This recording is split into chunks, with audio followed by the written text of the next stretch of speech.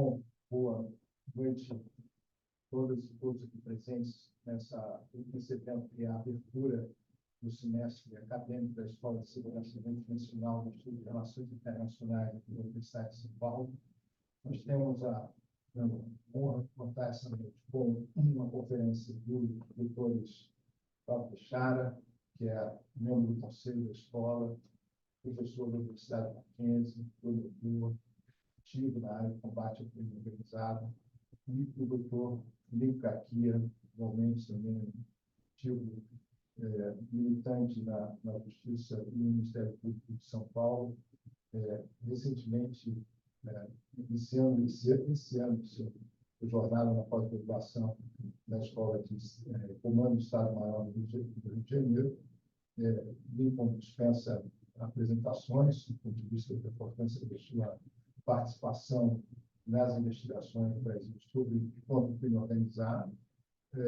Hoje, deixar aqui farão uma reflexão bastante aberta, formal, sobre o aspecto, digamos, da inovação do processo de investigação, quais são os aprendizados mais importantes desse processo de investigação já de muitas décadas que anos acumulou no âmbito do Ministério Público. Tanto Lincoln quanto o Teixeira são membros do Conselho da Escola de Segurança Internacional, professores de vários nossos cursos, é um prazer dobrado ter aqui, recebendo de Relações Internacionais ao lado do diretor Pedro Dalari, preparado para as palavras. Boa noite a todas e todos. Convidou-me o professor Leandro Piquet para a qualidade de diretor do Instituto de Relações Internacionais fazer apenas a saudação de abertura. Eu fico muito honrado e muito orgulhoso do trabalho que vem sendo feito aqui na Escola de Segurança Multidimensional, que é um órgão dentro do Instituto de Relações Internacionais, né? O nosso amigo, o doutor aqui, tem sido um parceiro formidável nos esforços nossos aqui nesse sentido, assim como o Fábio Teixeira. Então, nada melhor do que esses dois colegas para abrir esse. Eu tenho dito sempre, sou Leandro Piquet, já insistiu 500 vezes, mas eu sempre insisto, que a gente está correndo um pouco atrás, porque estou sempre assim, né? A gente entra na Universidade de São Paulo, tem a Faculdade de Educação, que se discute, né, política pública de educação. E na doutora Arnaldo tem a Faculdade de Saúde Pública, onde se discute políticas públicas na área de saúde pública. E assim vai. Educação física, nós temos a Faculdade de Educação Física. E não tem segurança. Essa é uma situação dramática, porque a Universidade Brasileira não incorporou na sua reflexão acadêmica a preocupação com o estudo e a reflexão sobre políticas públicas na área de segurança. Né? Nós temos, inclusive, aqui dentro da USP, um paradoxo dos paradoxos. Né? A Academia da Polícia Civil fica logo na entrada aqui do portão principal, mas que não é o órgão da Universidade de São Paulo. E com qual a Universidade de São Paulo tem pouca relação. Isso é ruim para a universidade, porque a universidade deixa de fazer uma reflexão sobre um aspecto que é vital na vida. Né? Eu me recordo que sempre a Declaração Universal dos Direitos Humanos, quando começa na parte dispositiva, ela fala que é direito de todo ser humano, né? Todo ser humano tem direito à vida e à segurança pessoal. A segurança pessoal é um direito fundamental das pessoas. Né? A universidade tem que estar estudando. Né? Outro dia, quando se teve o lançamento daquela iniciativa com a Fundação Getúlio Vargas, na presença do presidente da FESP, também eu mencionei essa prefação. Então, o papel da resenha é importante que os senhores tenham claro, é pioneiro, porque ele está trazendo para a universidade essa reflexão na forma de uma escola que vem atrasada, né? Mas que é necessária. Nós não avançaremos se a gente não construir estruturas, instituições, planejamento, tecnologia na área de segurança pública, atendendo a segurança pessoal como direito fundamental, se a universidade não tiver envolvida e se esse envolvimento da universidade não se der com a participação daquelas que operam a visão da universidade, e achar que ela vai conseguir fazer sozinha essa coisa. Portanto, o modelo, é importante que a senhora sabe, da ESEM foi muito pensado. Não é algo errado, pode se está perfeitamente. Mas há uma reflexão, há uma reflexão intelectual por trás, que é a ideia, né, primeiro, da multidisciplinaridade. Né? Por isso, o IRI é o lugar adequado, porque nós somos tão pequenos, nós somos a menor universidade da Universidade de São Paulo, que nós não nos bastamos. Nós temos que trazer gente de outras unidades da USP para tratarem com a gente. Depois, a relação entre teoria e prática. Toda a reflexão, os cursos, a produção da ESEM é feita com a participação concomitante, em paridade, de estudiosos, acadêmicos e operadores da área de segurança pública. Né? Isso é uma coisa inovadora. A universidade não gosta do mundo real. A gente gosta da nossa bolha, né? Nosso espaço de conforto. Então, isso é importante. Um terceiro aspecto, e aqui eu tenho para saudar muito meu amigo Bechara, que tem sido um grande colaborador, é a ideia de ir para além da USP. O fato de que a gente tem essa relação com a Universidade Mackenzie, que temos uma relação com a Fundação Getúlio Vargas, com o convênio que nós temos com a Escola, né, de Comando do Estado-Maior, né, do Exército, ali na Praia Vermelha, ou seja, são iniciativas que a gente usa com a finalidade de nos valer da experiência, da participação desses parceiros e dessas parcerias. Né? Temos uma parceria já de muitos anos que estamos retomando agora com a Organização dos Estados Americanos. Foi o núcleo que deu origem à ESEM, comandado pelo professor Leandro Piquet, que fez os primeiros cursos de extensão que a Universidade de São Paulo, na sua história de 90 anos, deu fora do Brasil, que foram os cursos em convênio com a Organização dos Estados Americanos para os responsáveis pelas escolas de formação de polícia, né, nas Américas. Fizemos, a partir de um projeto piloto com a Polícia Nacional do Uruguai, 2 cursos, um em Honduras, né? Aliás, eu tenho um aluno aqui de graduação que é que esteve lá em Paniágua, onde nós tivemos, né? Que era uma cidadezinha que nós fomos fazer o curso para oficiais de polícia de 27 países das Américas, não só América Latina, porque muitos caribenhos também. Depois fizemos o mesmo no Equador.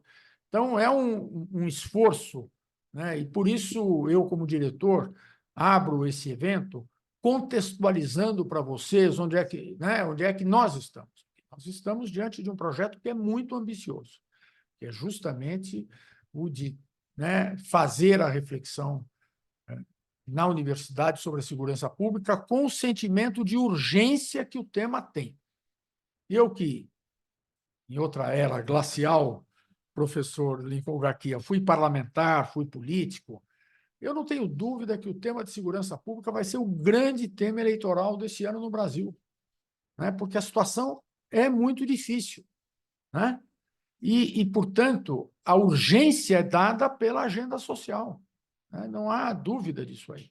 Então, é com esse sentimento de urgência que eu saúdo muito essa iniciativa, desejo à ESEM um excelente ano de 2024, sei que já tem um monte de coisa planejada, o professor Leandro Piquet é uma força da natureza, né? Ele tem muitas ideias e sai bolando coisas, e depois a estrutura aqui do IRI, muito pequena, tem que correr atrás dele, para poder ver se nós conseguimos organizar tudo o que ele propõe de cursos, de iniciativas, de publicação, biblioteca, parcerias, né?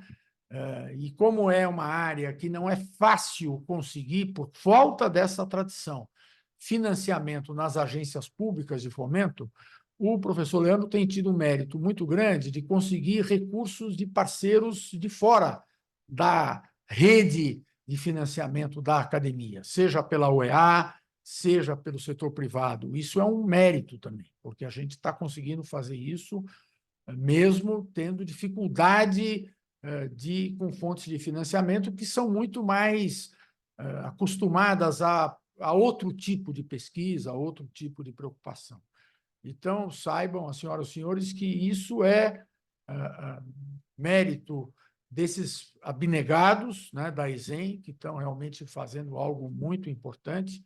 É hoje uma referência na área de cultura e extensão, e eu peço desculpas por ter vindo atrasado, e por tanto ter atrasado, e por ter que sair, porque nós estamos com outro evento muito grande aqui também, no Instituto de Relações Internacionais, que eu tenho que fazer também as honras da casa, né?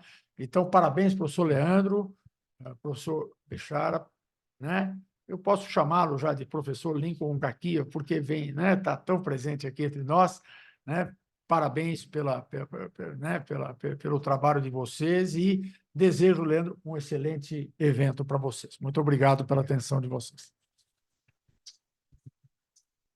Então, agora, por favor, os convidados. Eu vou passar para a plateia.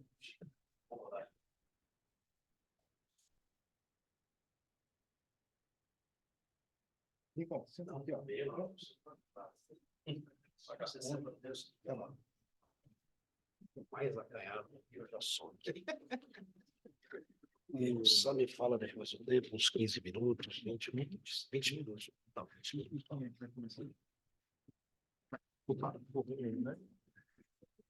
Bom, eu queria também, antes de começar aqui, chamando... Você tem uma apresentação, Lincoln? Não. Tudo bem. Eu queria... Eu lembrete aqui. Uma cola.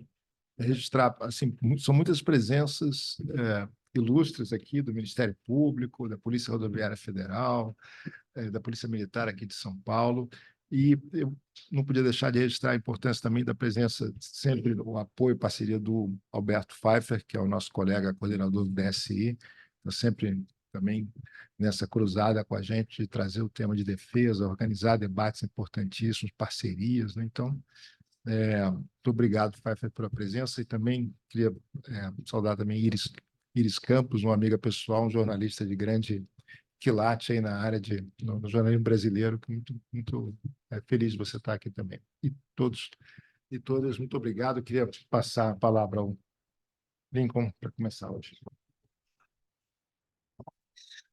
Meu boa tarde a todos. Gostaria de cumprimentar o professor Pedro Lallari, de agradecer o convite que me foi formulado e dizer, professor Lallari, que é uma honra muito grande poder participar desse projeto aí do Instituto de Relações Internacionais da USP. Para mim é muito importante, como operador do direito e como membro do Ministério Público, saber que a universidade pensa assim, né? O artigo 144 da Constituição Federal, ele determina, ele estabelece que a segurança pública é dever do Estado, né, e responsabilidade de toda a sociedade. Então, parece que essa segunda parte do artigo 144 ela é um pouco deixada de lado, e é importante que a universidade também participe, já que as principais políticas públicas que norteiam todos os governos, inclusive os recursos, né, são as políticas na área de educação, que o senhor mencionou, as políticas na área de saúde e as de segurança. E aí a gente não vê realmente, né, parcerias exitosas como essa do IRI, com a Escola de Segurança, com a criação e a participação agora dentro do IRI, da Escola de Segurança Multidimensional. Com a participação aí de profissionais como eu e outros tantos aí que estão colaborando, mas que vieram da área do direito, da segurança pública, e que a gente precisa também do apoio da academia, da universidade, né, para que os seus orientandos, para que os seus professores nos auxiliem também na formulação desses projetos. Eu e o colega Bechara aqui temos vários, né? Ideias a gente tem bastante. Então, basicamente é isso. Muito obrigado, viu, professor? Gostaria de cumprimentar e agradecer o doutor Leandro Piquet, o professor Leandro Piquet também, por ter me convidado, por ter me aceito aqui na ESEM, né? Por ter me colocado, inclusive, junto com outros no conselho da ESEM. O doutor Fábio Ramazini Bechara é o meu irmão, meu amigo, talvez o responsável por eu estar aqui, estar nesses projetos do Ministério Público. Eu até ontem, conversando com um amigo comum, o Fábio estava junto, falei, o Fábio que criou esse monstro que sou eu, né? Na gestão em que o Fábio foi, de um dos procuradores gerais, que o Fábio foi chefe de gabinete, me pinçou lá de Presidente Prudente, me trouxe para São Paulo, e aí me deu voz, né, e oportunidade para desenvolver vários projetos, que eu acho que alguns, né, Fábio, nós estamos até hoje, portanto, desde 2008, né, até hoje nós temos essa parceria exitosa que eu acho que vai durar aí, perdurar para muitos anos, para além do Ministério Público, se Deus assim o permitir, né? Então, sem mais delongas, eu queria usar aqui, já fiz esse tempo de apresentação, dizer que a própria finalidade da escola, a abertura do curso, né, dos cursos da ESEM, me remetem ao início da minha atividade no combate ao crime organizado, em que eu atuava sozinho em Presidente Venceslau, pequena comarca do interior, com 35 mil habitantes, né, e em que eu vi todo o crescimento, professor, de uma pequena facção paulista que começou tímida no interior dos presídios, que foi negligenciada por vários governos, por décadas, inclusive por nós, pelo Ministério Público. Eu faço a meia-culpa, porque isso cresceu debaixo dos meus olhos, evidentemente não tinha nenhuma função que me permitisse ditar ou pelo menos sugerir políticas públicas. Hoje eu acho que a gente tem essa voz e essa participação através da ESEM.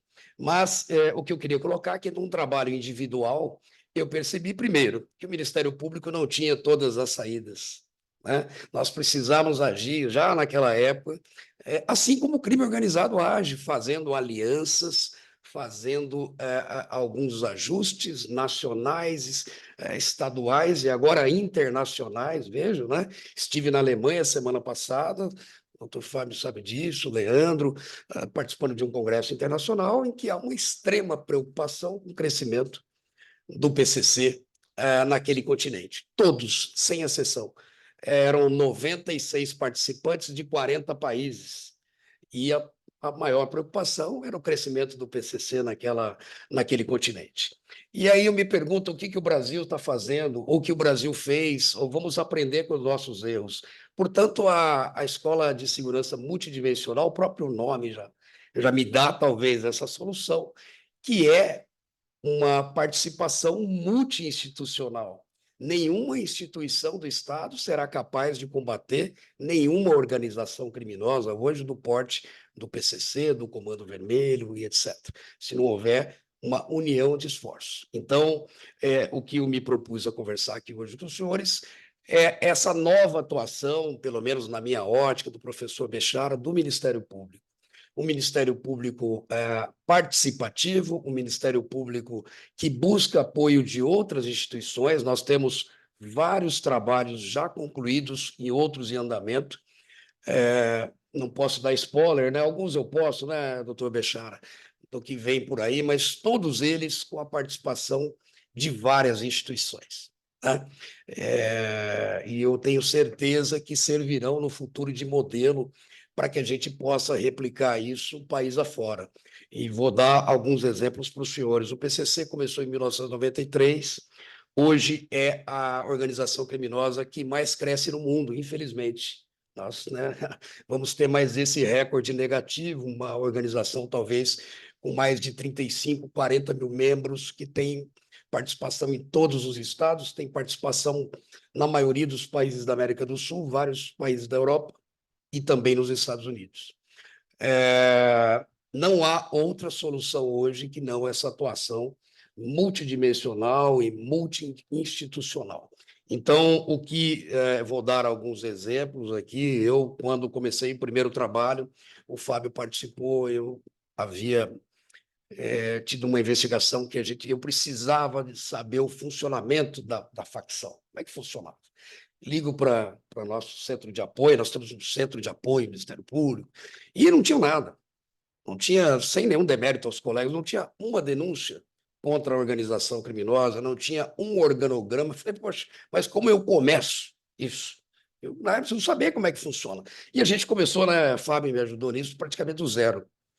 Foram 3 anos de investigação que culminou numa investigação, numa denúncia aí enorme, né, de 860 páginas, mas que dissecou, com toda a modéstia, dissecou o funcionamento do PCC. Todos os setores, como é que ele se organizava, mas, infelizmente, de 2013 para cá, já se passaram aí praticamente 11 anos e a organização só cresceu. Então, também a nossa iniciativa do Ministério Público ela foi boa, no sentido de mostrar o modelo de negócio, eu posso chamar isso de negócio, né, professor? Não entendo muito de economia, mas é um modelo de negócio ilícito, que era muito lucrativo e muito vantajoso. E nós pouco podemos contribuir nesses 11 anos para cá. Então, o que a gente vem tentando fazer agora são atuações, professor Dallario, mais estratégicas e pontuais. Uma delas foi a remoção da cúpula. Por que nós resolvemos falar, o doutor Lincoln fez a remoção? Eu fiz por uma série de fatores, até porque houve novamente uma omissão do Estado. O Estado, eu não digo do Estado, mas do governo. Né? O Estado não se omite nada, quem se omite são os governantes, não é verdade? Houve uma omissão do Estado porque preferiu uma política de negação, uma política, então, de não vamos incomodá-los para que não se altere o estado das coisas, todo mundo vai ser reeleito, e ótimo. Então, a gente programou essa remoção por vários motivos. Um deles, eu acho que eu já falei aqui uma vez, professor Leandro, que o que a gente queria em primeiro plano? Isso estudando o que aconteceu na Itália, com as máfias italianas, estudando o que aconteceu com as máfias de Nova York, que era o isolamento de liderança, e o que o isolamento de liderança provocou? Ele provocou, primeiro, uma dificuldade no comando, que a gente chama de quebra de cadeia de comando. Foi o primeiro motivo que a gente pensou. Até porque já tínhamos tentado várias internações em RDD aqui dentro do Estado de São Paulo. O segundo seria um paulatino enfraquecimento dessa organização, porque fatalmente haveria um racha e uma disputa interna pelo poder. E é o que a gente está vendo hoje. Então, parece meio que uma profecia, mas não é uma profecia, é ciência. É ciência, é a gente usar os ensinamentos do que já deu certo e deu errado em outros países. Né? Vemos a Operação Mãos Limpas. A gente pode copiar o que deu certo, tem muita coisa que está errada, que deu errado também, mas muita coisa deu certo. Claro que não precisamos da morte de mais ninguém, como teve a morte do Falcone e Borsellino para isso. Mas, voltando aqui ao tema dessa abertura de seminário, por que eu digo atuação estratégica?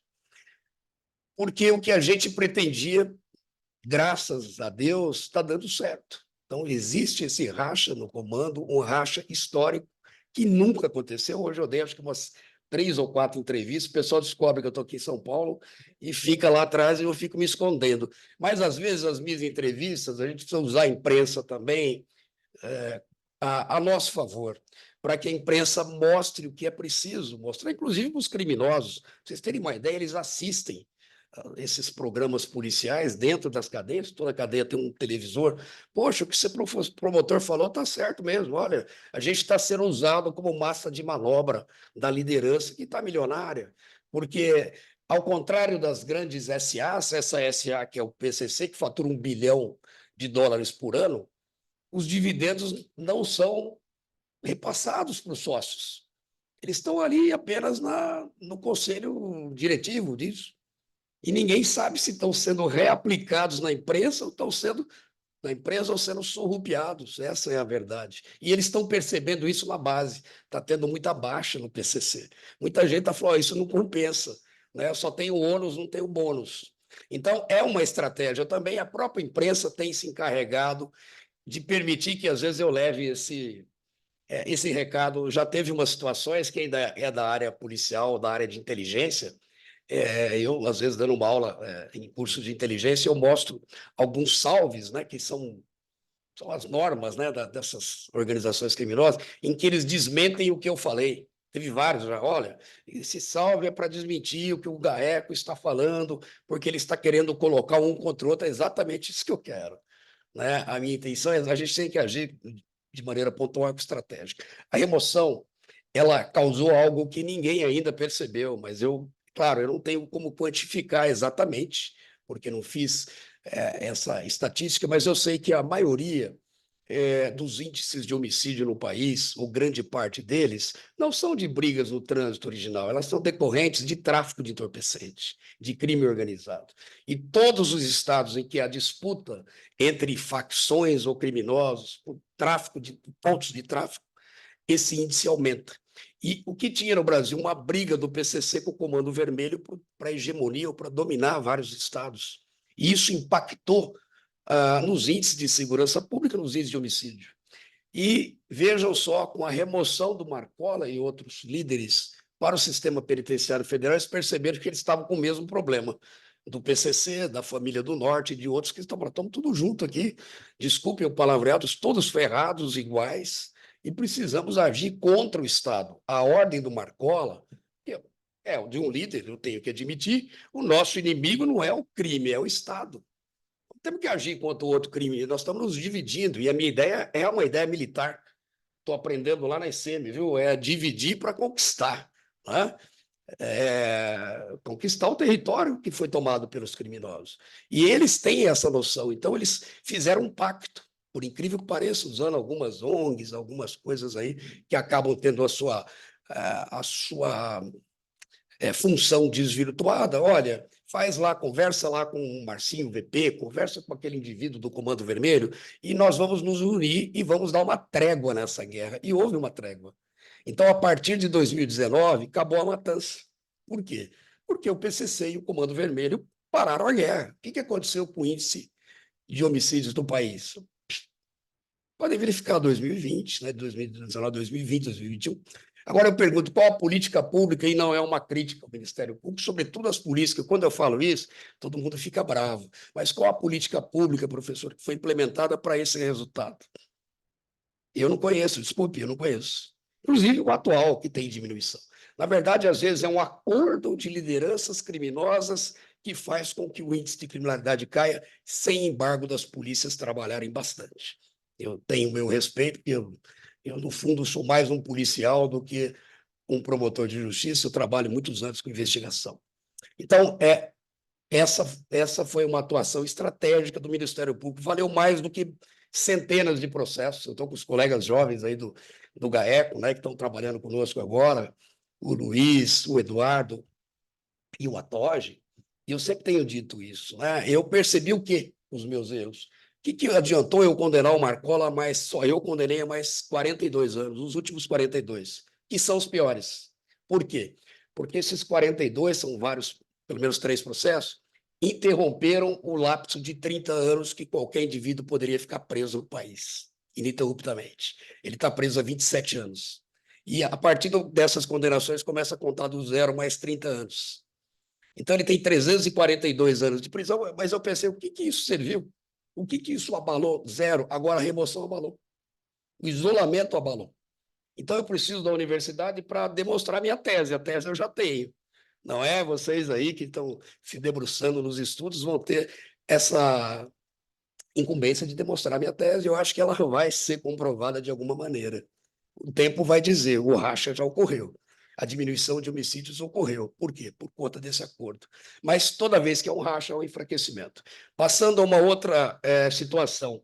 Eu sempre fui cobrado, sempre, da questão da asfixia financeira do PCC. É óbvio, qualquer manual de estudo de organização criminosa vai nos direcionar para a lavagem de dinheiro.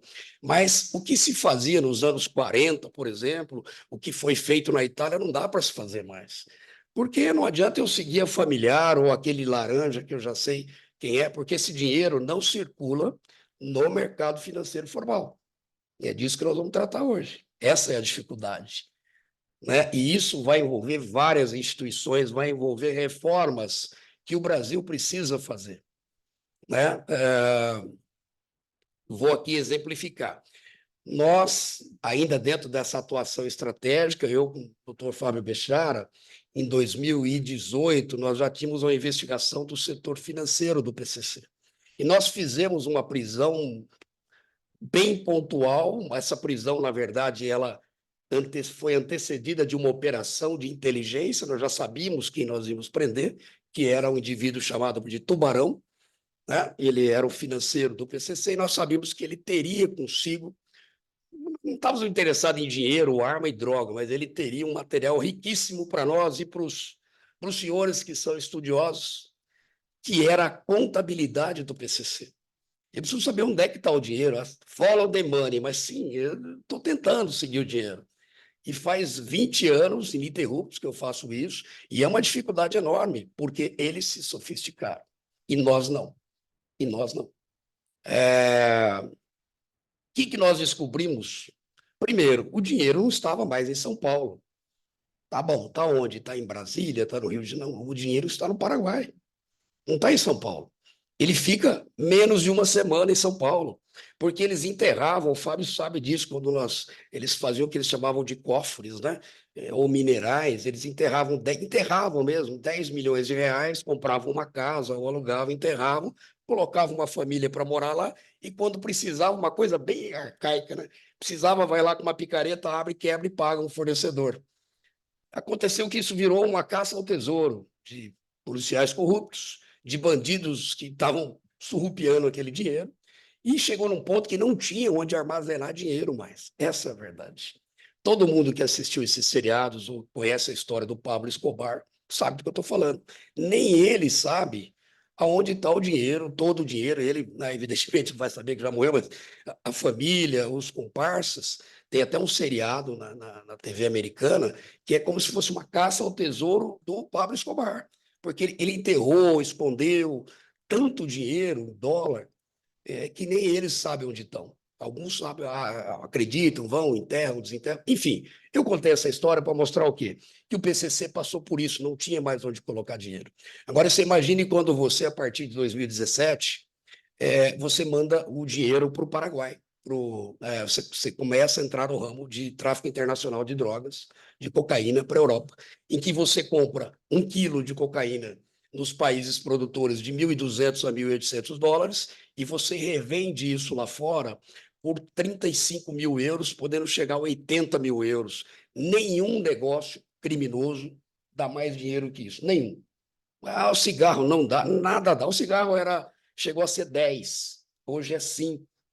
É um bom negócio o cigarro falsificado. Mas o tráfico de cocaína é um ouro líquido, né? Então, nada dá mais dinheiro. Agora tem um problema.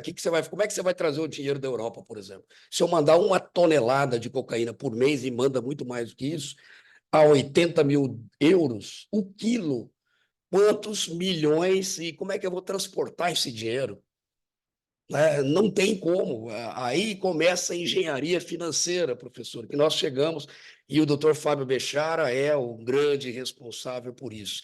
Aqui nas nossas, como é que se diz, experiências e teimosia, nós fizemos um contato com o Tesouro norte-americano. Na verdade, os Estados Unidos incluiu o PCC na lista da OFAC, né, de uma ordem de restrição do Tesouro Nacional, que ela é destinada a algumas organizações criminosas que representam risco para o Estado norte-americano. E eu vou exemplificar: cartéis colombianos e mexicanos estão na OFAC, a Al-Qaeda e o Estado Islâmico está na OFAC, e agora o PCC está na OFAC. Não é pouca coisa. Não gostaria de que o Brasil fosse lembrado, mas é. E aí a gente conseguiu algo ainda aí, modéstia à parte, o Estado de São Paulo, o Ministério Público, foi o responsável pela inclusão do PCC na lista do OFAC. Esses relatórios saíram aqui do consulado norte-americano em São Paulo e nós fomos responsáveis por municiar o governo americano dessas informações. E aí, nessa operação da prisão do Tubarão, eu vim para São Paulo, falei, vou esperar o que vai ser feito na prisão, não foi feito absolutamente nada, na verdade, houve o que a gente imagina, são delegacias muito atribuladas de serviço, eles fizeram um flagrante, não é, Fábio? De tráfico de entorpecentes e de formação de quadrilha, algo parecido. E não cuidaram dos dispositivos eletrônicos, aquela era a riqueza, o celular, o computador, em que tinha todas as planilhas com detalhes do envio do dinheiro para o exterior e da passagem pelas contas. Por isso virou a Operação Sharks, né? Sharks porque uma coisa bem simples, o tubarão foi preso, virou a Operação Sharks. Qual a importância da Operação Sharks para o Ministério Público? Alguns colegas ainda nem se deram conta da importância. Primeiro que nós provamos que o dinheiro não está no Brasil, né? Então, não está lavando, não. O dinheiro não está no Brasil. Como ele retorna é um outro capítulo, né? Mas o dinheiro saiu através de doleiros, principalmente o dinheiro interno aqui do PCC, que é o dinheiro do tráfico interno, porque o dinheiro do tráfico externo sequer passava pelo Brasil. E vou explicar por quê. Porque eles pagam, isso estava tudo documentado em planilhas, 10% de 10% de taxa para o doleiro. É o mesmo esquema da Lava Jato e eram os mesmos doleiros. Eles juravam de pé junto que só trabalhavam em questões menos importantes, que é crime de colarinho branco. Como se isso fosse menos importante você matar aí uma criança porque não tem hospital, não é verdade? Mas para eles é. Na verdade, a gente sabe que são uma rede, é uma rede internacional, todos eles se comunicam, não é? E, evidentemente, houve a participação desses doleiros, os mesmos da Lava Jato, no envio desse dinheiro dólar-cabo para o Paraguai, através depois de casas de câmbio e uma série de outras situações. 1 bilhão e 200 milhões de reais. Até eu falei, mas aí eu fui surpreendido, porque eu não imaginava, um ano. Eu comecei a investigar isso em 2004, em 2008, em 2010, eles faturavam, Fábio, 10 milhões de reais por ano, que já era uma fortuna para eles e para mim, inclusive. De 10 milhões em 2008 a 1 bilhão de dólares hoje em 2024. Então, onde foi que nós erramos? Todos nós erramos, inclusive a universidade e professor Pedro Dalari, porque ela faz parte da sociedade. Então, é dever do Estado e responsabilidade de toda a sociedade, né? A segurança pública e o combate ao crime organizado, portanto, também. Então, fazendo ainda, voltando à questão da Operação Sharks, foi uma operação pontual do Ministério Público, que foi muito importante por esses motivos, né? Ela gerou outras operações de lavagem de dinheiro. Sabemos já que o dinheiro não fica no Brasil, a gente sabe, por exemplo, e aí talvez a universidade nos ajude, porque a gente sabe que a gente vai depender de relações internacionais, professor. Nunca o senhor ia imaginar que eu vi isso aqui. Por quê? Qual o esforço que o Brasil tem feito, professor Leandro, para estreitar essas relações com os países aqui da América do Sul, ou mesmo de liderar esse eixo, até para a gente diminuir, por exemplo, a área plantada no Peru, na Bolívia e na Colômbia, que eu venho falando. Não adianta a gente ficar combatendo se eles estão cada vez mais melhorando, inclusive, a cultura da folha de coca.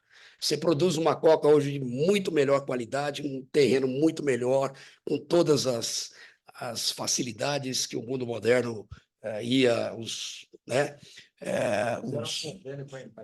eu acredito que quase você deve ter uma Embrapa deles, mais ou menos, que potencializou. A maconha hoje, ela é mais de 80 vezes, né, mais forte do que a maconha dos anos 60. Veja. Então, melhorou o produto. Tudo melhora, o crime melhora também. Então, o Estado precisa melhorar.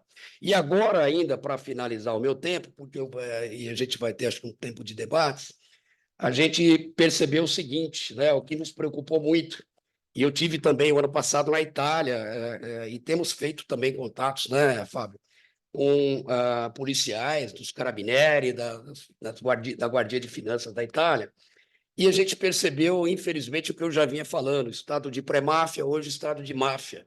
Estado de máfia por quê? Porque tem todos os requisitos doutrinários para que uma organização seja considerada mafiosa, né? Primeira delas, a ausência de Estado. Atuação transnacional, exploração de negócios ilícitos rentáveis, a conformação como se fosse uma empresa do crime, né? Formação de um Estado paralelo, que tudo que eu falar aqui vocês vão identificar no PCC. E atuação, evidentemente, transnacional. Mas o que mais preocupa é a infiltração nos poderes do Estado. Isso aconteceu na Itália, e quando eu acabei de fazer uma exposição ano passado, um policial, chefe de polícia de Palermo, me abordou e falou: doutor, está acontecendo no Brasil o que aconteceu nos anos 80, igualzinho na Itália. Só que qual a providência que nós estamos tomando? E aí eu me surpreendo em saber que o PCC tem lavado dinheiro com criptoativos, né? Ah, mas tá bom, criptoativo, todo mundo já falou, sim, mas qual a regulamentação dos criptoativos? Alguém sabe? Se não houver uma regulamentação de criptoativos no país, nós não vamos poder combater. Agora, tem um esforço muito grande dessas empresas que são corretoras, algumas até de parlamentares, né? E que tem muito interesse em que esse mercado não seja regulamentado, não é? Porque não há nenhum tipo de fiscalização.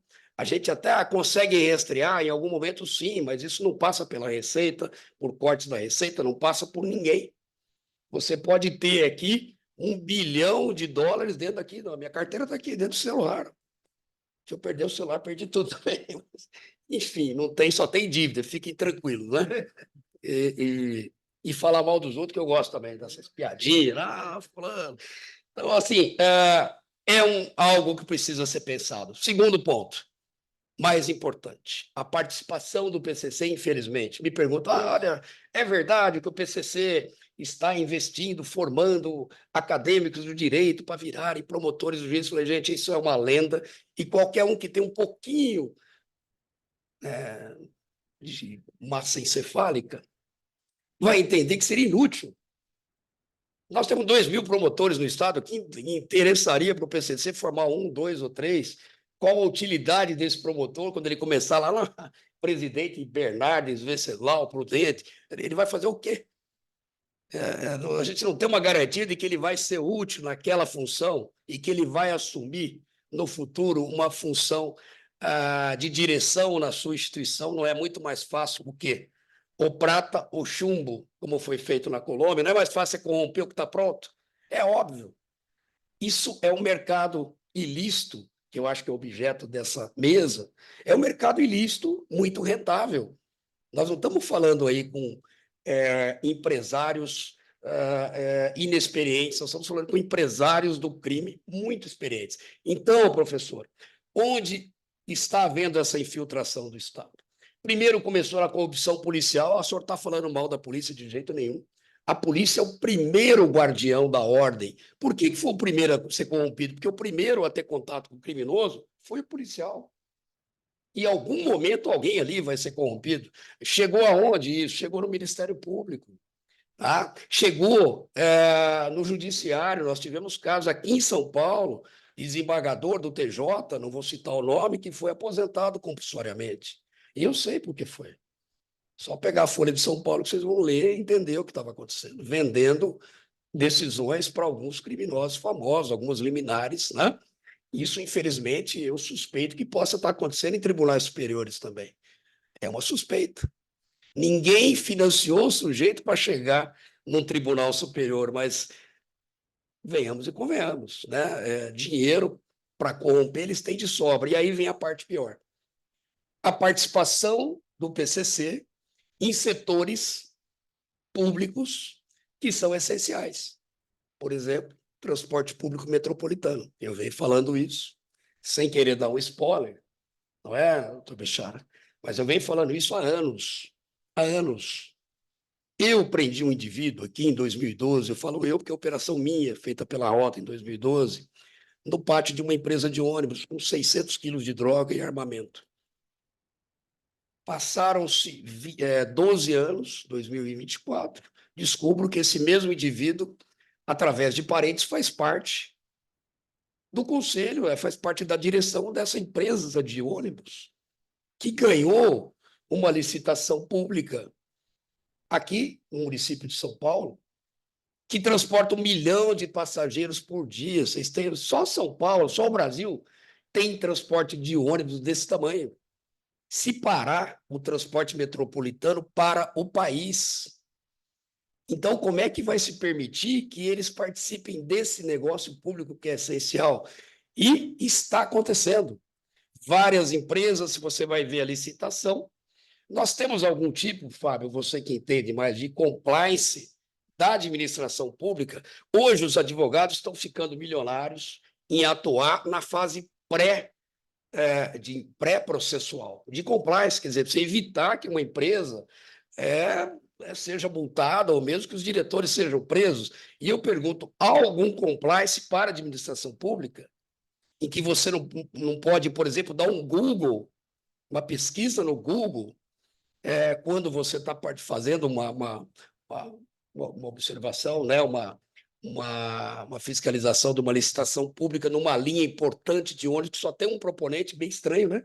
Então, o negócio é rentável, é bom, só aparece um interessado. Aí, outra linha, um interessado, e vamos assim. Já alguma coisa está errada. Então, não tem esse compliance. Não tem. Então, algo precisa ser regulamentado. Alguém deveria ter uma controladoria geral que fizesse isso. Na Coreia, por exemplo, todos os negócios públicos, dependendo do valor, passa por porte, passa por um monte de setor. E, às vezes, só o porte já faz com que acenda um sinal de alerta que pode direcionar ou não uma investigação ou mesmo uma fiscalização. Nós não temos isso. Então, o que nós temos hoje, infelizmente, é a participação do PCC no transporte público metropolitano urbano de São Paulo. Né? Algo muito perigoso, muito complicado, e eu fico pensando sempre o pior. O dia que eles resolverem parar, todos vão parar. Os senhores que têm carro vão parar, quem vai de metrô vai parar, o sistema financeiro vai parar, Brasília vai parar. O Brasil para se São Paulo parar. Simples assim. E a gente tem outras investigações, né, em andamento, no setor de saúde, por exemplo, professor, de você montar uma OS, que era uma solução até interessante para driblar a burocracia do Estado, acho que a universidade passa por isso, que te impede de contratar um bom profissional ou de demitir um mau profissional, porque é servidor público, tem estabilidade, e todas as suas compras, por menor que seja, precisam passar por licitação, por alguma forma de licitação. Então, você cria uma OS, que é bastante vantajosa, você participa de uma licitação, aí sim, e você ganha a concessão de um serviço de saúde, e nós já temos, infelizmente, em algum município do estado, integrantes importantes do PCC participando da prestação de serviço de saúde para a população, tem um hospital montado, inclusive. Então, no lixo. Se tem um dos setores, talvez os senhores não saibam, em que há grande possibilidade de você praticar corrupção, você fazer um desvio de verba pública, é na coleta de lixo urbano, porque ela é medida por metro e precisa de um medidor, é uma coisa muito artesanal, aí é por tonelada, aí a tonelada, quem vai definir é o próprio fiscalizador, enfim. Então, tudo isso aconteceu na Itália. Podem pesquisar, isso aconteceu igualzinho na Itália. Só que a Itália hoje se sofisticou. Eles não sujam as mãos. Eles são aqueles caras que estão lá no mercado financeiro, de terno, muito bem cortado. Quem está sujando as mãos lá hoje? Os brasileiros e os albaneses. Esses estão matando, extorquindo para eles, porque eles já estão nas SAs, estão no mercado de ações, e aí é muito difícil você voltar atrás. Então, a minha fala era essa, né? Para fazer essas pontuações de como o crime se organizou e cresceu face à nossa desorganização, e o quão importante vai ser e será atuar de maneira integrada aí com multiagência, multidimensional, multi-institucional. Portanto, a importância, Leandro, da resenha aqui, eu acho que ela é fundamental para a gente fomentar esse debate, tá? Essa eram as colocações que eu queria fazer. Eu acho que o Fábio tem aí outras importantes observações para fazer. Muito obrigado, viu?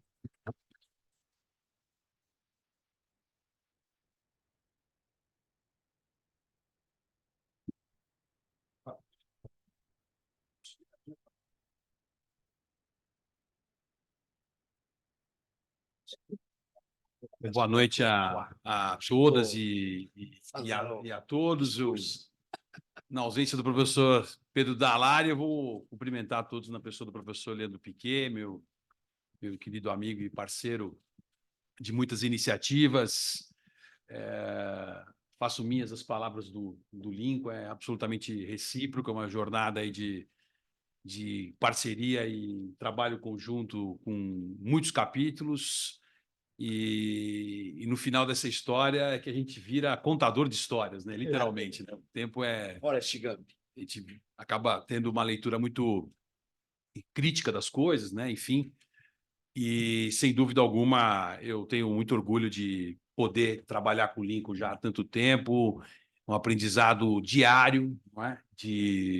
Brinco que até às vezes eu acho que eu falo mais com o Lincoln e com o Piquet ultimamente e com a minha esposa, por vezes. Mas eu tenho muito orgulho de poder ter esse aprendizado, essa convivência, essa troca constante, as angústias, as preocupações, mas, ao mesmo tempo, o aprendizado por um refino de ter uma leitura cada vez mais estratégica de cada movimento que a gente vem pensando, idealizando aí ao longo dos tempos, com erros, acertos, mas com certeza com uma memória importante e eu diria que bastante meritória, que nos desafia o tempo inteiro, de modo a tentar encontrar caminhos diferentes para poder encontrar soluções cada vez mais eficientes. Eu vou tentar aqui fazer um diálogo, né, com o que o Lincoln disse, de modo a complementar um pouco essa fala que teve um valor importante para que socializar um pouco o entendimento de toda essa trajetória da organização em si e tentar fazer aqui algumas provocações, algumas reflexões em relação à realidade atual. Eu diria que das lições aprendidas desse desfecho da fala do Lincoln, fica muito claro para a gente algumas percepções. Em primeiro lugar, que a investigação, embora a gente reconheça que a investigação ela seja necessária, importante e fundamental dentro do quadro de mecanismos e alternativas que a gente tem uma consciência hoje muito clara de que a investigação ela é muito pouco responsiva e de muito baixo impacto do ponto de vista dos diferentes incentivos que, de alguma forma, alimentam o gerenciamento de risco por parte do criminoso na conta final que ele faz, se vale a pena ou não investir em determinada atividade ilícita.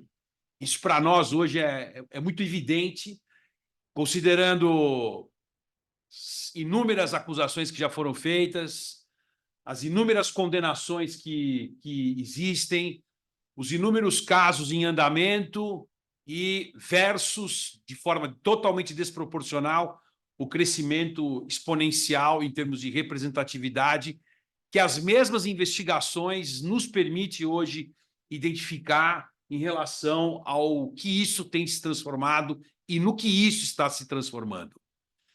E a nossa leitura e os nossos movimentos diários, as nossas escolhas em cada situação que a gente tem sob o nosso guarda-chuva, a gente sempre conversa e reflete sobre qual o caminho mais vantajoso de alto impacto, baixo custo e alto impacto, leia-se, na cadeia de incentivos que, de alguma forma, qualificam ou possibilitam que aquela atividade ela se desenvolva. Nesse mesmo 2018 para cá, aquilo que lá atrás sempre foi, para a gente, talvez, o grande desafio, o Lincoln usou a expressão que talvez a denúncia de 2013, né, ela retrate aquele desafio de diagnóstico, né? Quem é, né? Quem é o nosso alvo, né? E que, de alguma forma, foi se transformando ao longo do tempo. Na literatura, nos permite hoje, ou nos permitiu ao longo do tempo, deslocar ou reposicionar esse entendimento para aquilo que, no primeiro momento, era saber quem era que fazia parte, qual era essa estrutura e quem fazia parte dessa estrutura, e deslocar a nossa atenção para aquilo que eles estão fazendo, para o ambiente e para as condições que, de alguma forma, possibilitam, de alguma maneira, que incrementam a possibilidade de exploração econômica do ilícito. Existe uma lógica, enxergar uma lógica econômica por trás de tudo isso. Eu não canso de dizer, o Piquet já me ouviu falar isso N vezes, mas a oportunidade que eu tive de trabalhar com o Piquet em 2014, nós fomos taxados, né, de malucos na ocasião. Eu ouso dizer que nós fizemos junto com muitas outras pessoas, mas nós fizemos o primeiro mapa do estado de São Paulo de calor, baseado no estudo científico, econométrico, das estatísticas, dos dados da Secretaria de Segurança Pública de São Paulo, para identificar quais eram as zonas de calor no estado de São Paulo que mais representavam risco de exploração por grupos criminosos organizados. Isso foi publicado, isso tem um decreto do governador de 2014, e nós publicamos esse relatório e fomos taxados de malucos. Esses caras não sabem o que eles estão falando, esses caras estão inventando fórmulas aí, e 2024 está aí para provar que aquela iniciativa de 2014 ela não era tão maluca assim.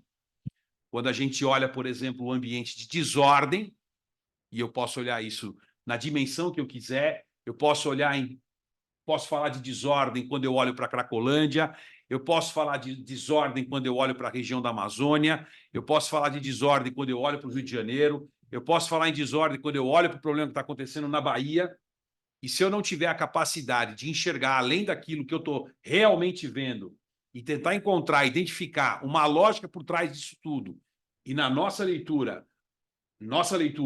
o que a gente procura o tempo inteiro fazer é exatamente compreender o comportamento econômico daquelas dinâmicas, para daí sim conseguir bater a fotografia correta do problema.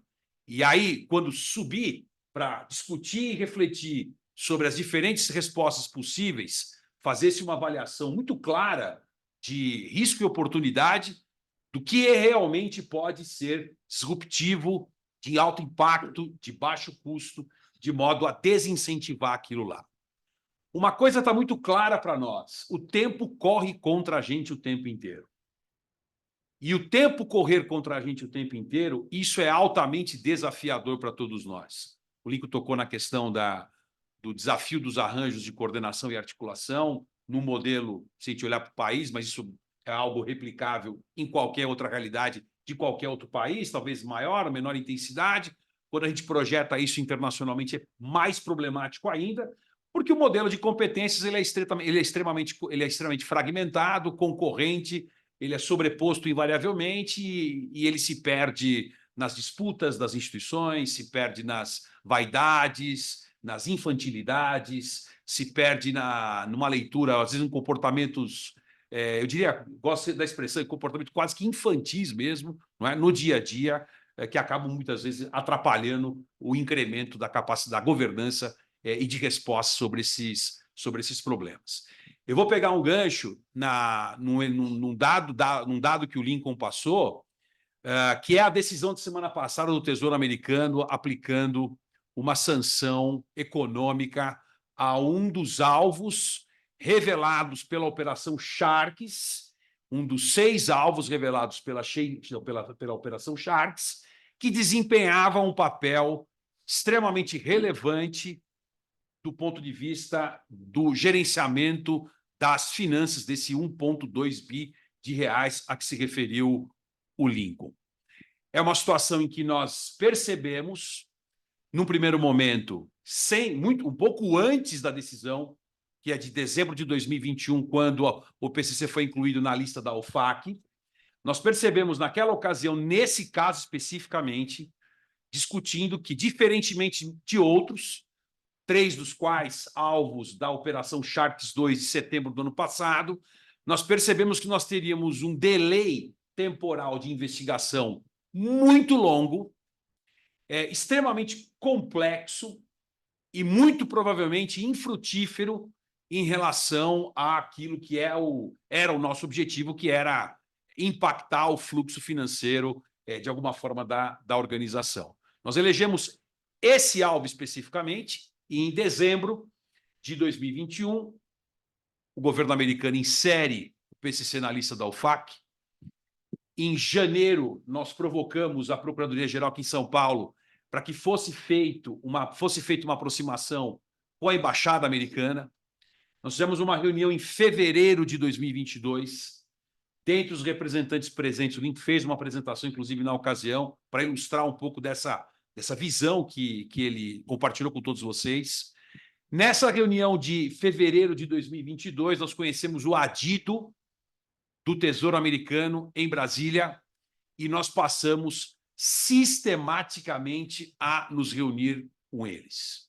Eu e o Lincoln, em algumas ocasiões, os colegas que estão aqui com a gente, o Giga, o Atoji, em algumas dessas reuniões, e passamos não só a nos reunir sistematicamente com eles, como fizemos videoconferências com o time deles de Washington, trocamos documentos, e a nossa base para isso era, em primeiro lugar, o acordo multilateral, os acordos multilaterais que Brasil e Estados Unidos têm em comum.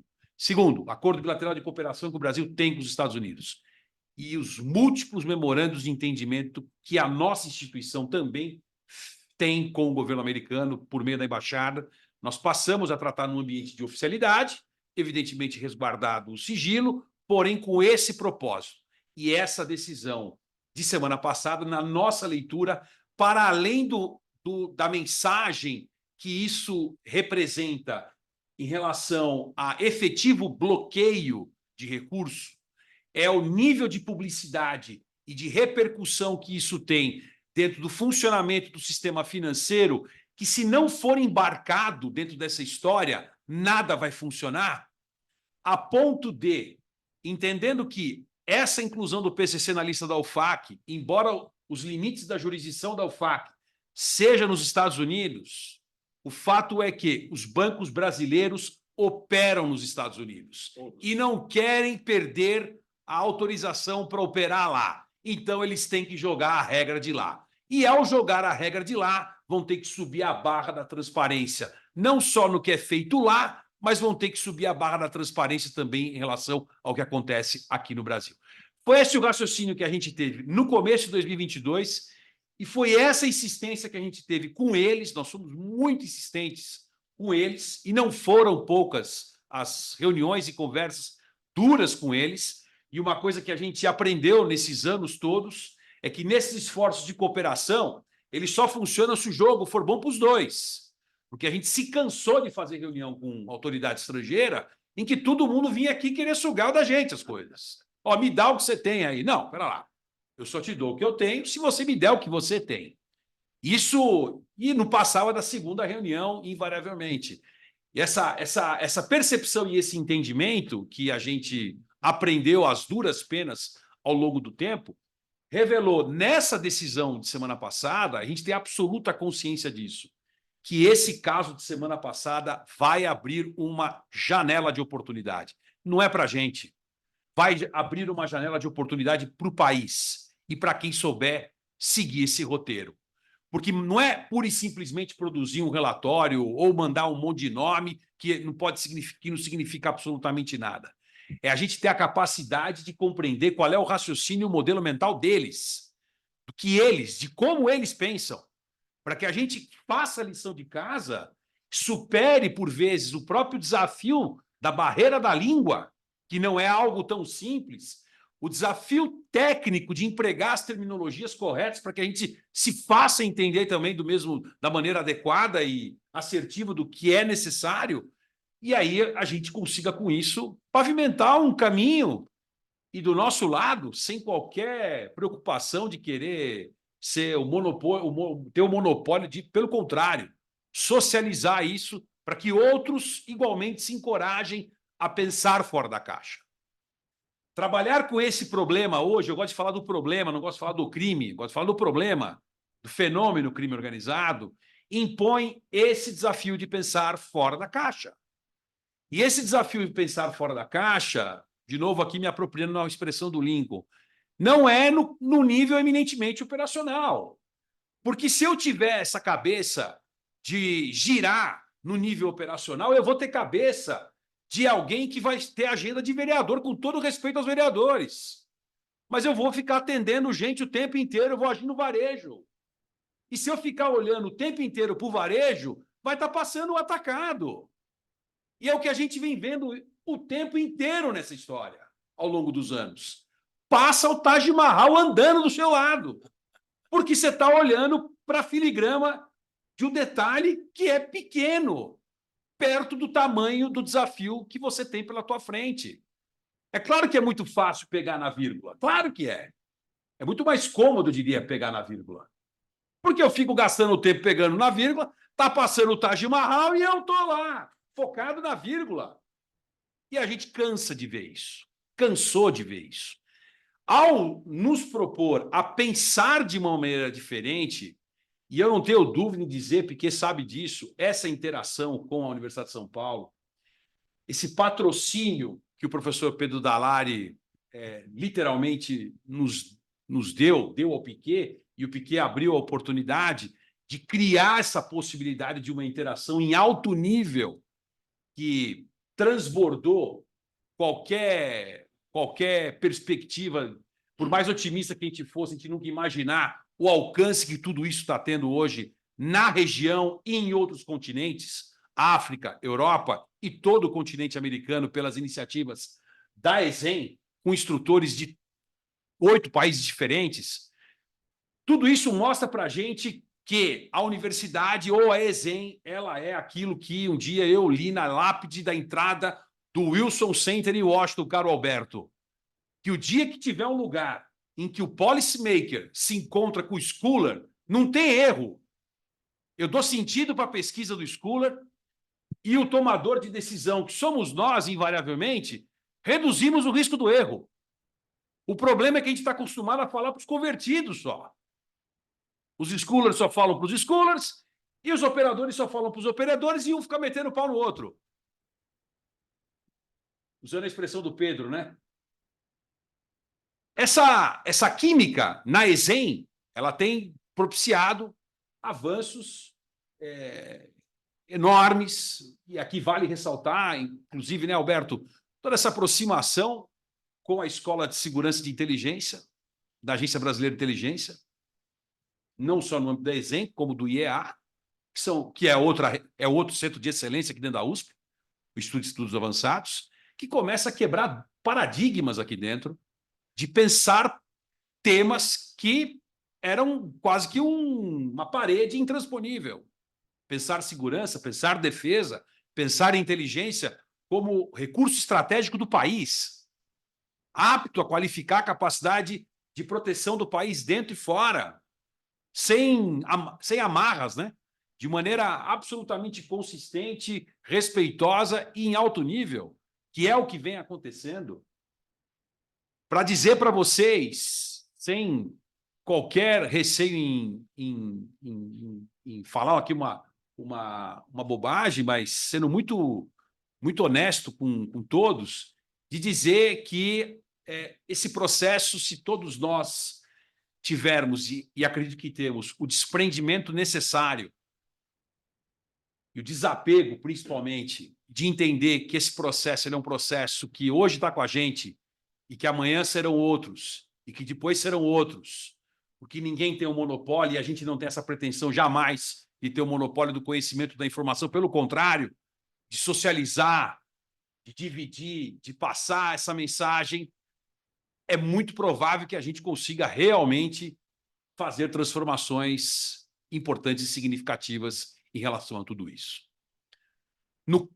No capítulo financeiro, que hoje talvez é para nós o grande ponto de atenção, porque essa droga está chegando lá fora e certamente ninguém está dando calote em ninguém. Se ninguém está dando calote em ninguém e essa droga está chegando lá fora, o desafio que isso traz para a gente de compreender o mapa de vulnerabilidades e, mais do que isso, estudar e refletir sobre as possíveis respostas que consigam, de alguma maneira, impactar de forma a impedir, ou pelo menos a dificultar, ou pelo menos encarecer a operação, para gerar a menor dependência possível do que hoje só a investigação tem mostrado, e o traço crítico da investigação, Lincoln sabe disso, os colegas que estão aqui sabem disso. Está tudo misturado. E tudo misturado, transformado, eu não consigo saber o que é uma coisa e o que é outra. Isso gera um desafio muito grande quando o Lincoln fala de controle de integridade, conformidade. A gente ainda esbarra em algumas coisas aqui no país que a gente tem identificado como nós críticos graves. Aqui se abre e fecha empresa do jeito que se bem entender. O sujeito cria um KNAI de vender foguete na lua até varrição. Participe e ganha de licitação. Participe e ganha licitação. Não existe uma coisa que é um problema aqui no país, que é a confiabilidade dos documentos. Eu não sei se aquele documento que está sendo apresentado realmente atesta a veracidade da informação que tem nele. Só para citar um exemplo na história do ouro, na Amazônia. Até pouco tempo atrás, eu sei que está mudando isso, mas até pouco tempo atrás, o primeiro ingresso na DTVM do ouro era feito por um recibo assinado à mão pelo sujeito que chegava com o ouro lá, dizendo de onde estava vindo. Se eu entender que qualquer nível de informalidade, de falta de regulação, mas mais do que a falta de regulação, de governança sobre a detecção, mas não adianta só eu detectar, porque senão eu estou matando a curiosidade de um monte de gente.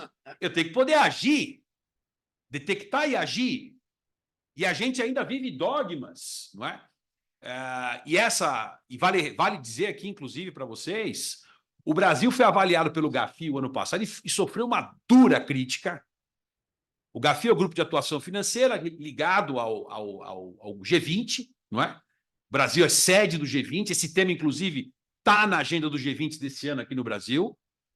E vale dizer, o puxão de orelha, um dos puxões de orelha que o país tomou em relação a tudo isso, é exatamente a ausência dessa possibilidade de bloqueios administrativos de contas, de bens, porque ainda nós convivemos com o dogma de que isso significa estar acusando alguém ou estar invertendo o ônus da prova e, portanto, violar a presunção de inocência. É nesse nível que a mentalidade brasileira ainda convive.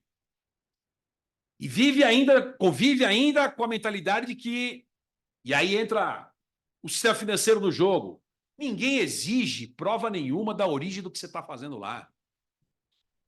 Ninguém exige prova nenhuma de nada. E aí isso, naturalmente, vai criando uma situação de oportunidade enorme. A permissão que o país fez em relação à criação de fintechs, que hoje somam quase 1.500 no país de nível médio e baixo. Estou falando de fintech nível alto. Estou falando de fintech nível médio e baixo. 1.900. Fora do radar do Banco Central. Fora do radar do COAF. Não informam, não comunicam.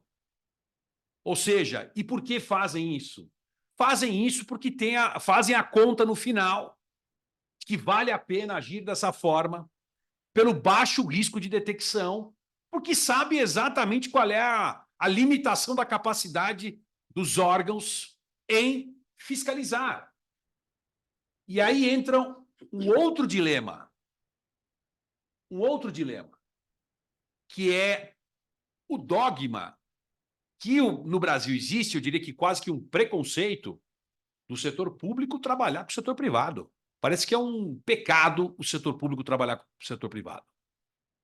Quando, na realidade, se eu pensar em ameaças cibernéticas, quem detém a tecnologia são as Big Techs.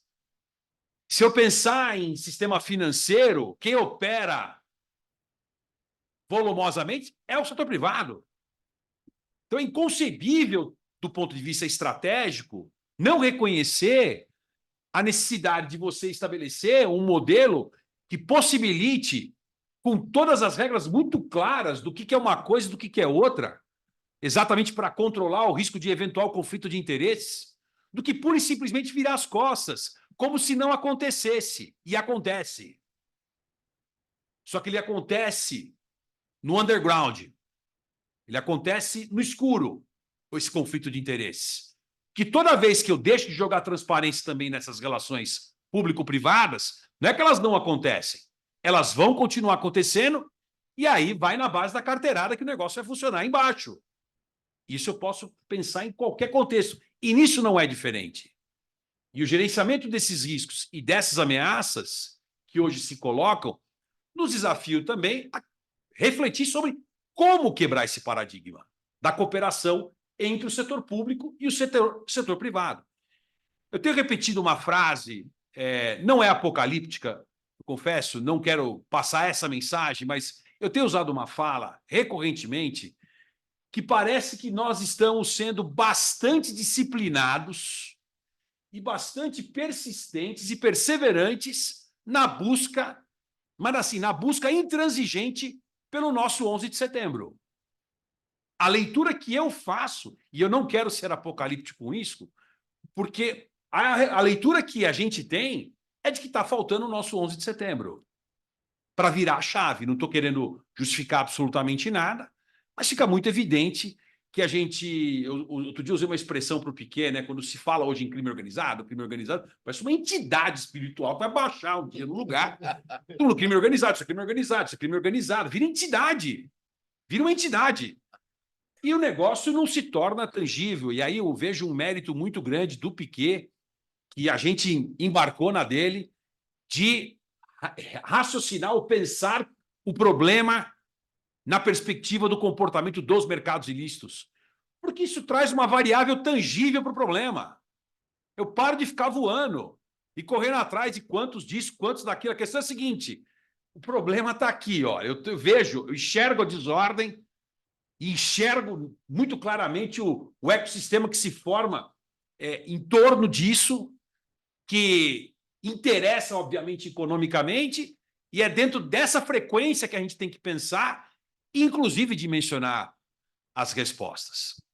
Eu finalizo aqui a minha intervenção com uma referência importante do último relatório do Fórum Econômico Mundial, agora de janeiro de 2024, Global Risk, que quando aponta lá e elege as diferentes ameaças identificadas a partir de evidências que, de alguma forma, possam comprometer o desenvolvimento econômico, mas, consequentemente, a própria promoção e proteção de direitos e garantias. E que, quando olha no capítulo brasileiro, explicitamente reconhece a proliferação dos mercados ilícitos como um problema que gera um risco enorme ao desenvolvimento econômico e à nossa democracia. Quando o Lincoln faz referência aos contratos públicos, eu somo aos contratos públicos o dreno dos contratos públicos, a drenagem dos contratos públicos, ao financiamento eleitoral, em que aquilo que era caixa 2 nas eleições de 2010 e 2014 virou o 5 bi do fundo eleitoral das eleições de agora. Rate seeking, a captura do orçamento oficial no orçamento, porque ninguém fiscaliza também.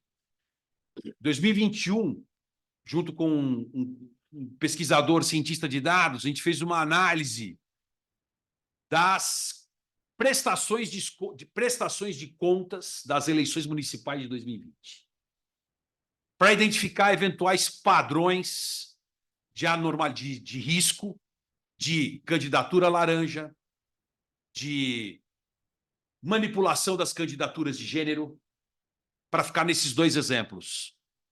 E é assustador o que é feito no uso dos recursos por parte dos partidos. E o incentivo, e o principal incentivo para que isso aconteça, vem de uma regulação muito frágil que existe em relação à forma como essas despesas ocorrem e como elas são efetivamente controladas. Obrigado pela atenção de vocês. Obrigado mais uma vez.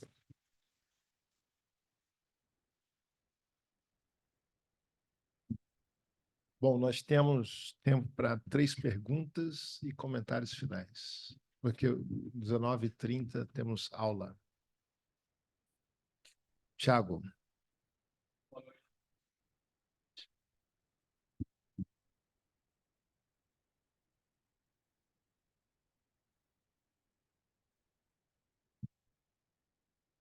Vai lá, se joga aí, se lança aí. Boa noite a todos. Thiago,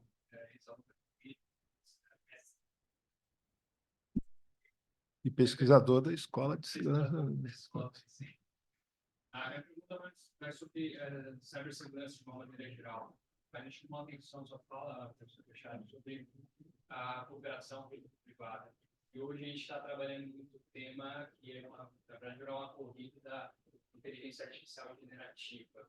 E é mais uma curiosidade que eu tenho sobre as investigações de vocês. Vocês mencionaram a fintech, moeda digital, e já dá para perceber alguma coisa de uma organização, como PCC, ou seja, institucionalmente, investindo nisso também, que é montado uma série de órgãos, como talvez diriam substituto, ou que pelo menos tem um quase igual ou maior que a própria contrato de cocaína.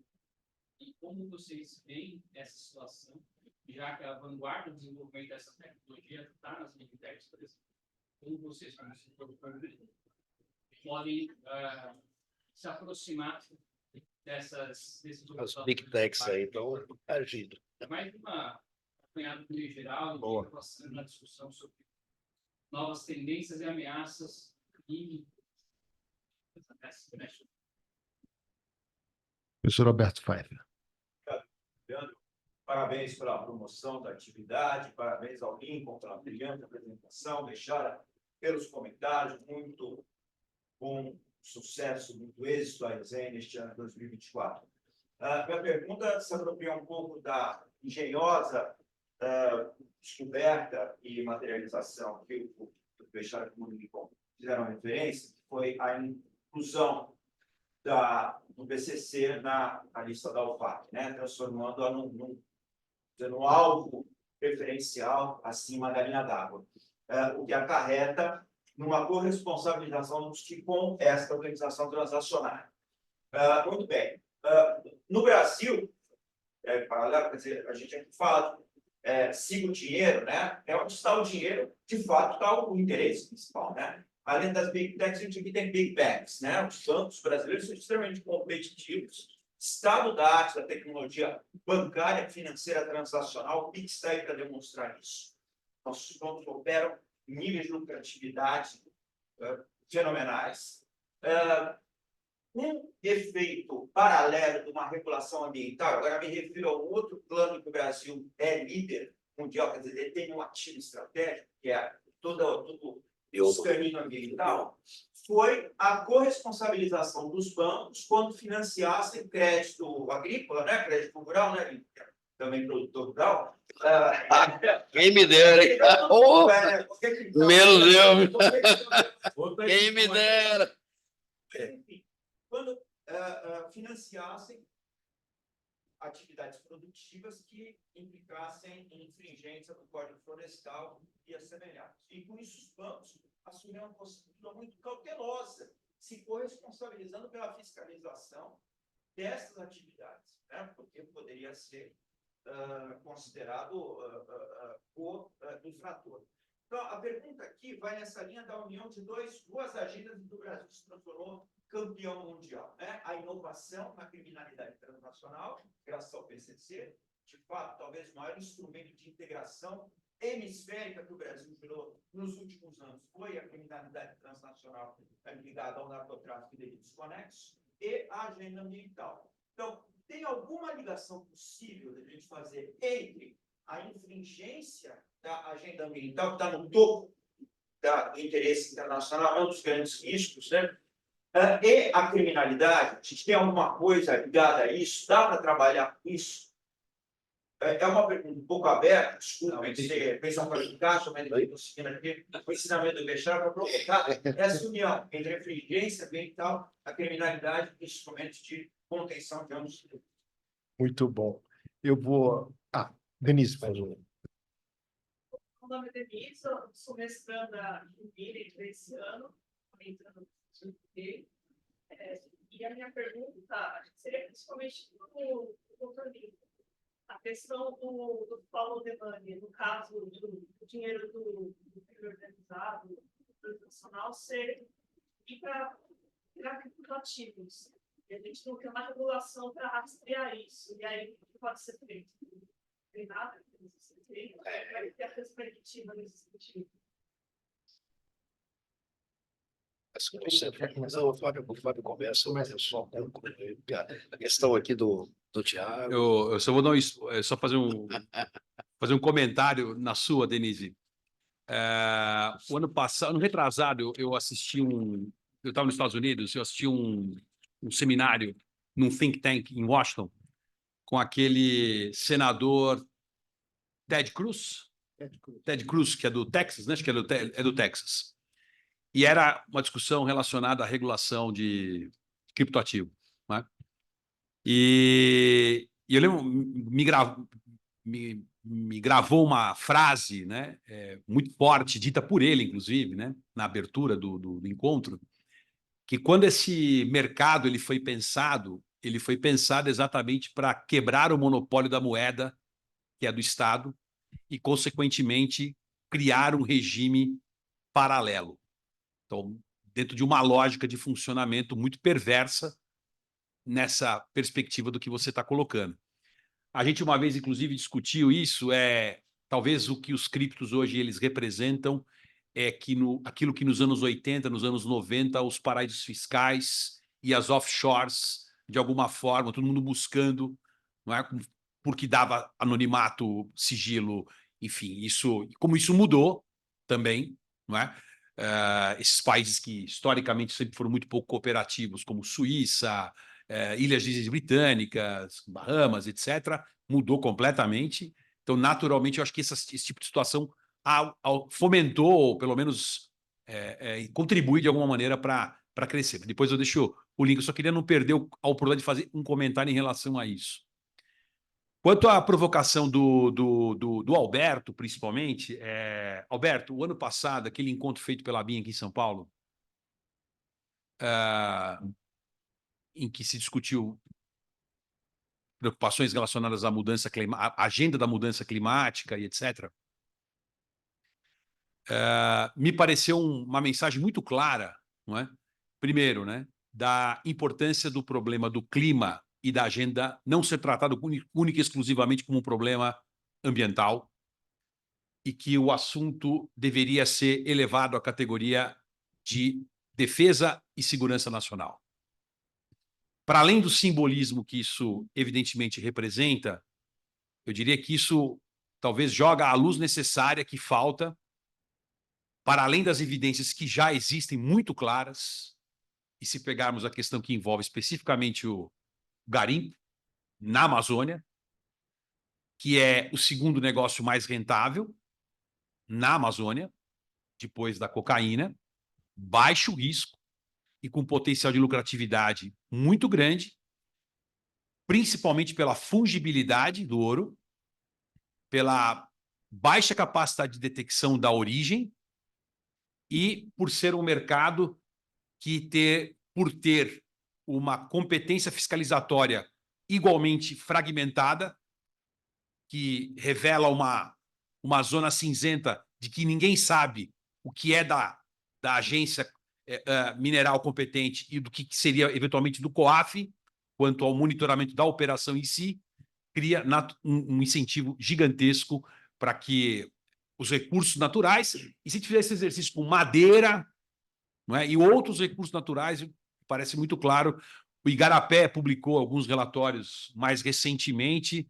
Eu tive a possibilidade de fazer a revisão de 2 desses relatórios, né, do Igarapé, baseado em operações da Polícia Federal, do Ministério Público Federal, lá na Amazônia, em que essa conexão ela é muito evidente, e eu diria que ela vai para além da relação pura e simplesmente de custo-oportunidade e benefício econômico-lucro, mas tem uma cooptação de agentes públicos e políticos muito forte na região, que opera com aquilo que a literatura coloca como sendo um custo operacional necessário para permitir que aquilo não seja incomodado em hipótese alguma. Então, faz todo sentido isso que você tá colocando, e não tenho dúvida que se dentro dessa lógica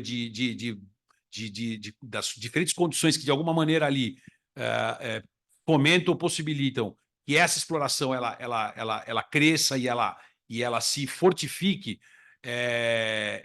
para ontem, a meu ver, aí voltando de novo para a reunião da BIM aqui em São Paulo no ano passado, que essa agenda seja mudada de patamar, porque acredito que isso auxilia e muito como um ativo importante que o país tem, notadamente do ponto de vista geopolítico, na construção das suas relações para fortalecer a capacidade de resposta do Estado brasileiro.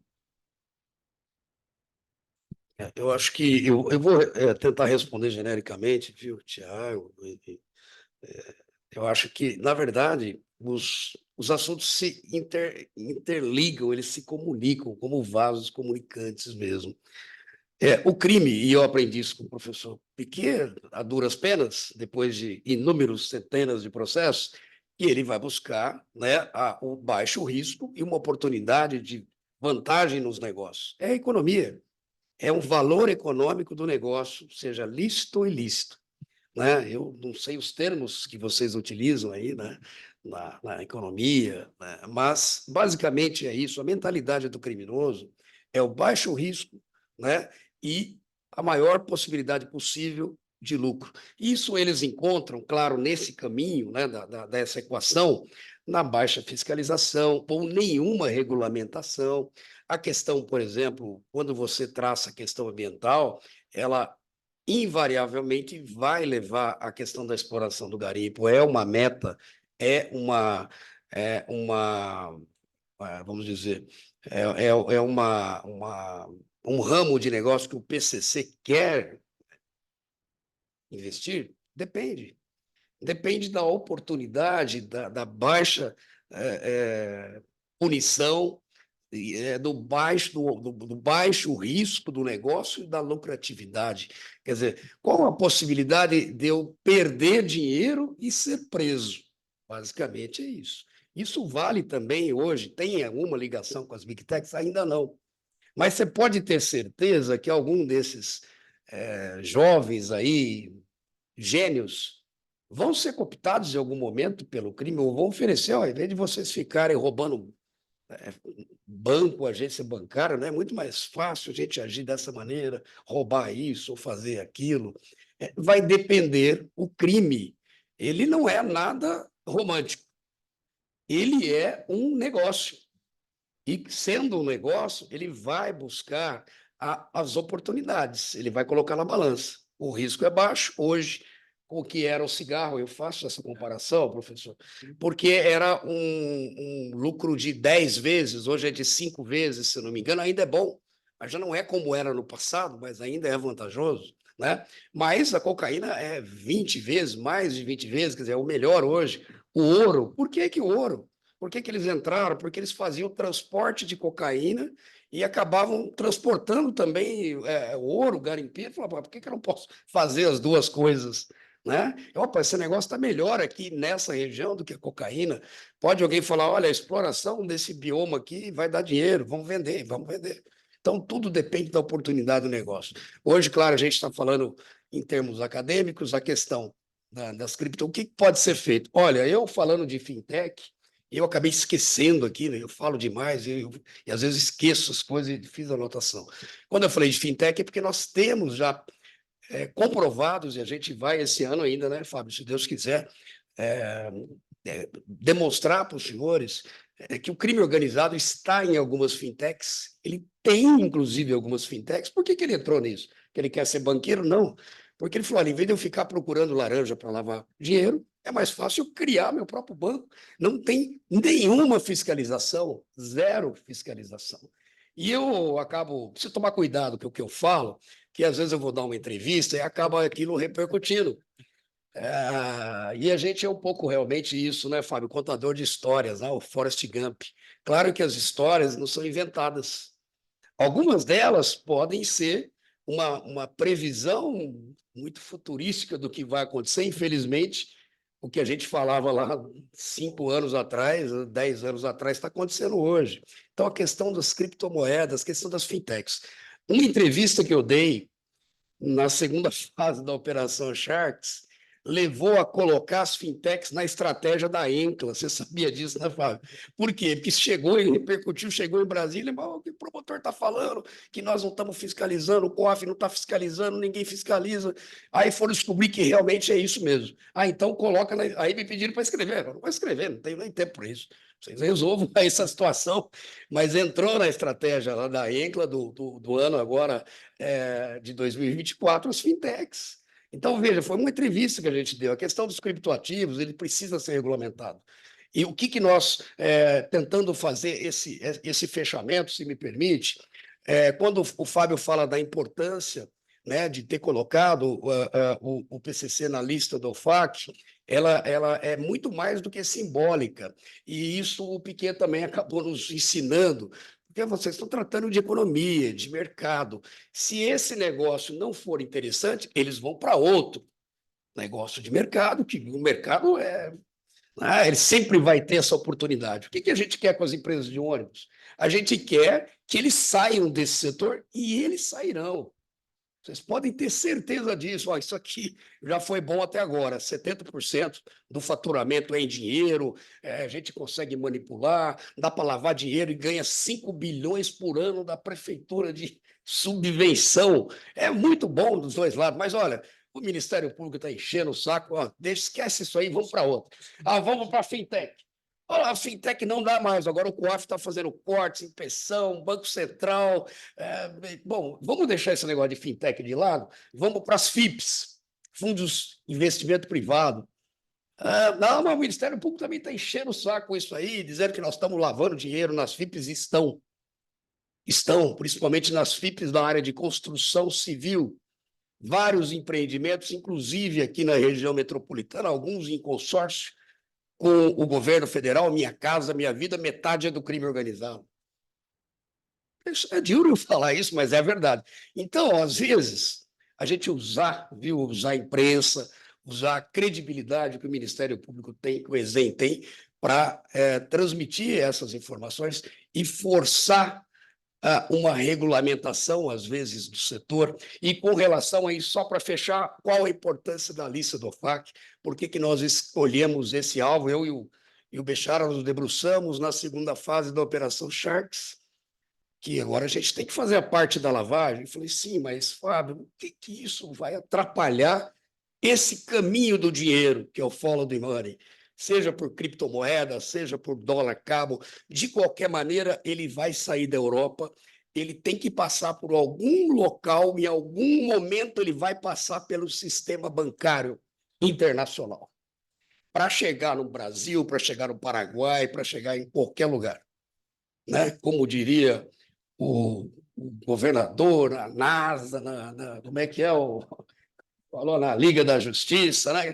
Para chegar nesse caminho, ele vai depender de passar em algum momento no sistema bancário internacional, cuja a sede é em Nova York. É isso aí. Uma vez eu ouvi isso em Nova York. Em qualquer momento vai passar por Nova York, vocês podem... não tem conta lá, mas vai passar por lá. Isso que você está falando é muito... Uma vez eu ouvi de um agente analista do FBI em Nova York. Falou, 90% de dinheiro do mundo, em algum momento, passa por Nova York. E vocês imaginam o que esse Brahma fez? A conta saiu pulverizada com empresas, passou pela China por várias contas, dezenas de contas. Um caminho que seria, não é nem que é custoso, seria impossível do follow the money. Qual a cooperação com a China? A China não tem interesse nenhum em cooperar, seja com o Brasil, seja com qualquer país, até uma questão geopolítica, né, do próprio Estado chinês, não é? Com o Ocidente. Então, veja, o caminho que a solução que o Bechara deu foi a melhor possível.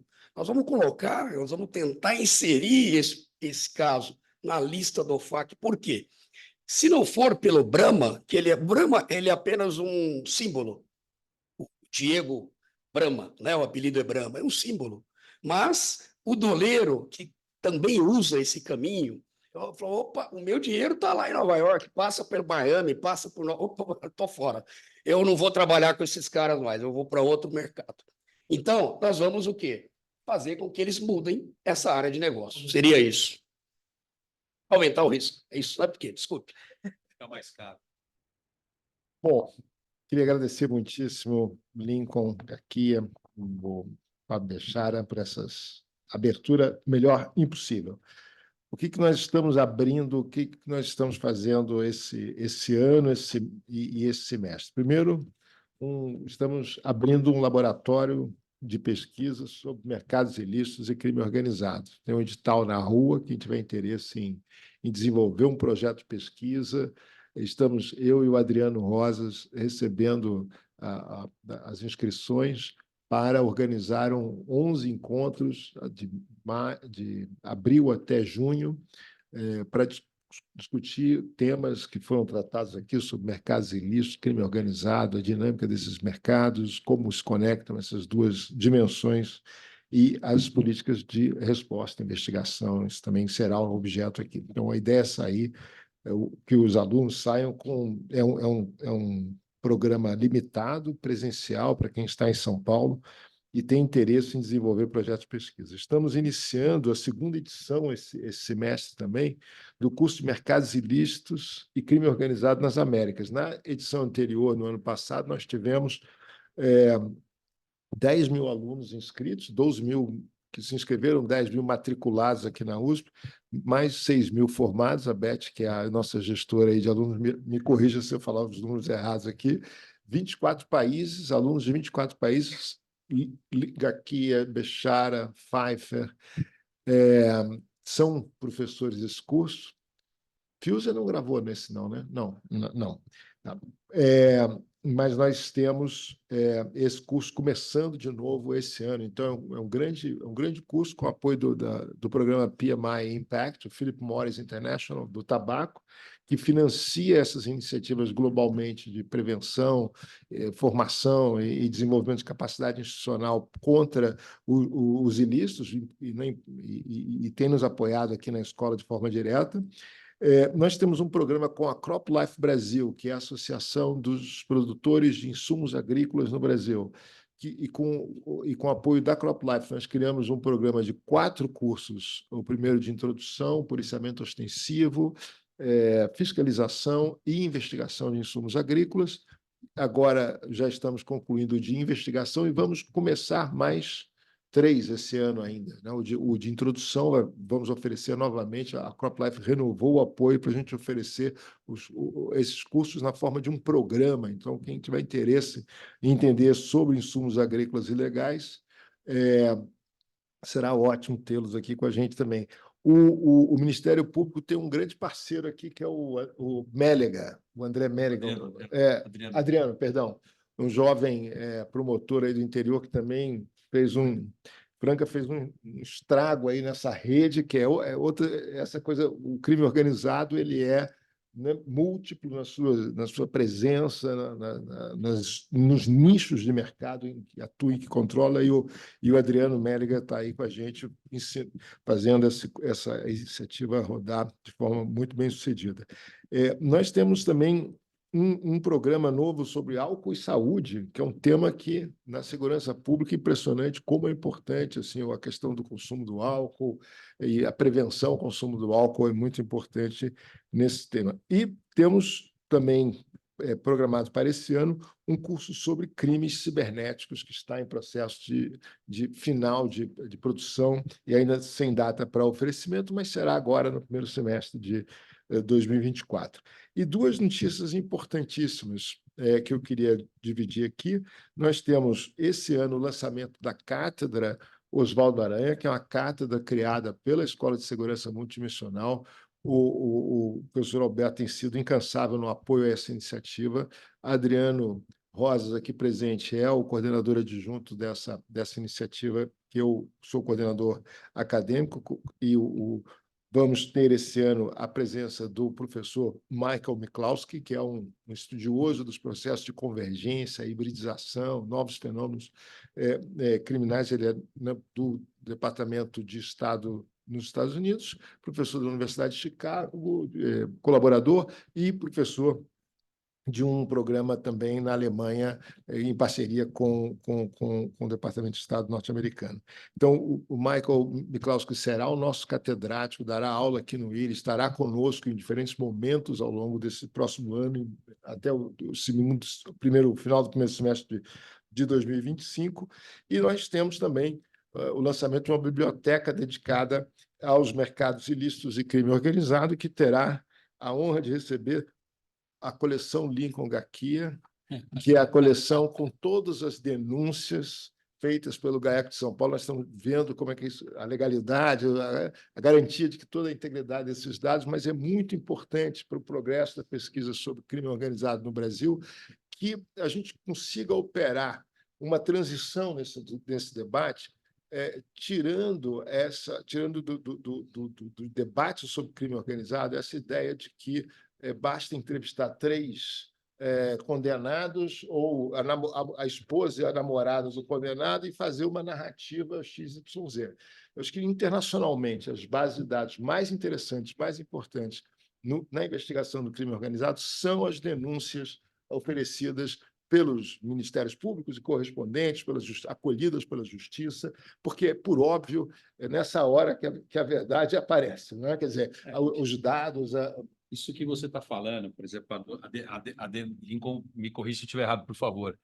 A denúncia de 2013, ela é um divisor de águas em todas as denúncias que foram feitas a partir dali. Claro. Todas, sem exceção. Então, eu acho que nós precisamos criar literalmente uma biblioteca virtual e seu esforço, né? Quer dizer, o Tiago usou isso na dissertação dele, outros estão usando no trabalho de pesquisa, o ter como base aquilo que é produzido pelo sistema de justiça criminal. Não existe fonte mais interessante, mais importante, que garante o acesso a todos, garante que o material pode ser reanalisado, garante a avaliação de hipóteses concorrentes. É diferente eu fui lá, entrevistei, entrei numa quebrada, sou um cara super aventureiro, consegui fazer aqui um relato maravilhoso, mas ninguém nunca mais vai conseguir reconstruir aquela narrativa, aquela observação, aquele dado. Nem comprovar hipótese nenhuma. Então, eu acho que nós temos o desafio de, nesse debate, que é um debate super duro ainda em informação, campo de informação sobre estudos do crime organizado, de também ter uma presença, ganhar essa batalha da metodologia, do rigor e do acesso público aos dados. Os dados são públicos, as denúncias são públicas, a justiça condena e a gente tem que, né, assim, criar um movimento a favor de usar esses dados na investigação acadêmica independente sobre esses fenômenos. Então, eu acho que isso... por isso que a gente vai chamar essa coleção Lincoln Gaquia e vamos... Mas as boas homenagens têm que ser feitas em vida. Portanto, abrimos aqui o semestre, o ano aqui da Escola de Segurança Multidimensional. Muito obrigado. Obrigado.